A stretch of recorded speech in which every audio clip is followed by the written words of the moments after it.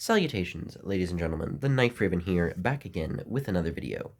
And in today's video, I'll be taking a look at something a little bit different than usual, and I've been following with the 2 for Tuesday, 3 for Thursday routine lately. So today I figured I'd do something special. I'm sure it's been done before, but I like to call it Fixed Blade Friday. And today I'll be taking a look at one of my favorite fixed blades, and this is the Helle Viking. This knife was made by Helle of Norway as a fundraiser piece, and originally its goal, excuse the sirens, was to fund a Viking longship construction, and they'd use the Viking longship to sail around the world. At least that was the goal. And the ship's name was Saga Siglar, which is the name of a smaller version of this knife. And it's also made by Helle, very similar style, just a smaller blade.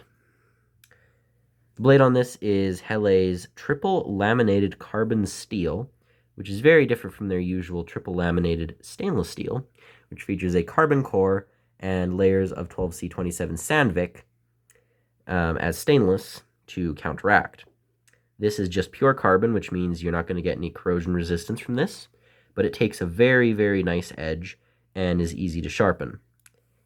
Featuring a Scandi grind, this is a very traditional grind among Helle and Mora and other, again, as you guessed it, Scandinavian brands like, I believe, Martini also does this particular grind on some of their knives. Again, you have a very, very fine tip here. Very, very sharp point. You can actually see this is a very, very fine point for what is relatively a thick blade. This has about 2.7 millimeters of stock behind it. And as you can see, it tapers down to a fairly fine edge.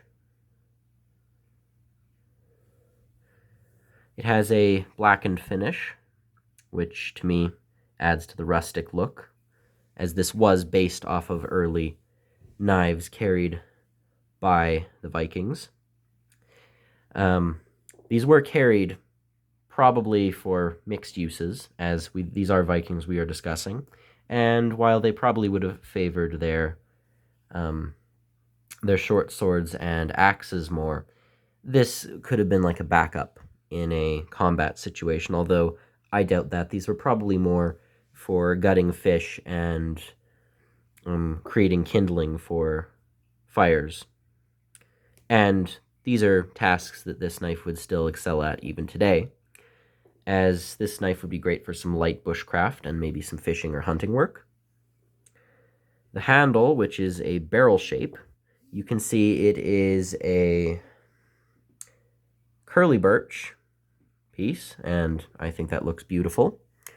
Has a very nice color to it that the camera, of course, isn't doing justice.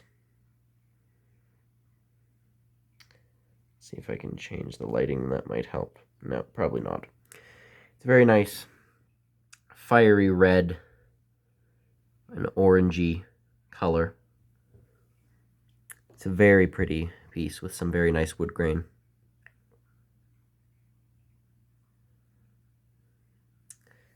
Again, this is not a full tang knife. It's a stick tang. There's the part that seals the knife, if you will, holds it together. Again, very comfortable, 4-finger grip easily. Balance is certainly not the best, but far from the worst. I'd say that the balance point is right about here, as this is just where the handle and blade converge. It's a little hard to get to that balance point, but there you go. So it's a fairly nice knife. It's certainly not the safest for carving compared to other knives, as there's no form of forward finger guard So this knife is definitely, as Helle's even suggested themselves, more for the experienced bushcrafter or carver, as, again, a lack of a guard and also a carbon blade, which is harder to take care of. They suggest using this if you're more experienced with wood carving and bushcraft, and if you're newer to it, then they'd recommend something more like their Spider, which is their smaller fixed blade that they offer for beginners. Again, I really like the grip on this knife. It's kind of a barrel shape with a bit of a thinner front. The color very well complements the blade, gives it an incredibly rustic, almost ancient look.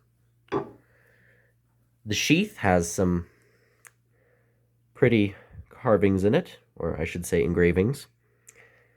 It's a very well done handmade leather sheath. I believe it says made in Norway. Yep, there you go, very clear. And the sheath doesn't have any form of lock or seal. It's a friction sheath. Just pop the knife in, give it a little push, and it's actually incredibly secure. The belt loop is very simple, obviously. It is adjustable, if that's what you wish.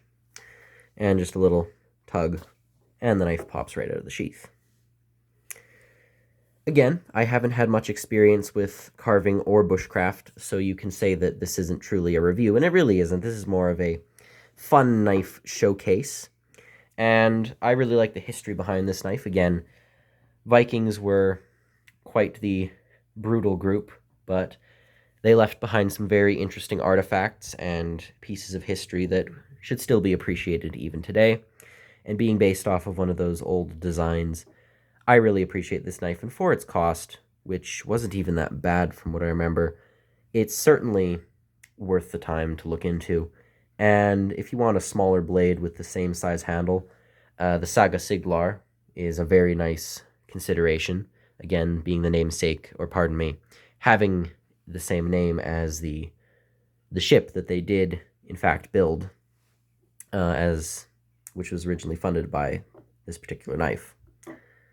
So, interesting little company history and interesting backstory for the hundreds and hundreds of years old design that this knife is based off of.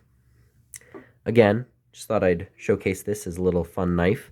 I did a full review on this back on my old channel. I don't know if I'll be doing one on this channel because it's already been done. So there is that, but I just figured for Friday I'd show off a fixed blade. Don't know if this will become a habit. I don't have many fixed blades. Maybe next time it'll be a friction folder. But nonetheless, thank you very much for watching. This has been the Helle Viking, and this is for Fixed Blade Friday, I suppose. And this has been the Knife Raven, as always, signing off. Goodbye.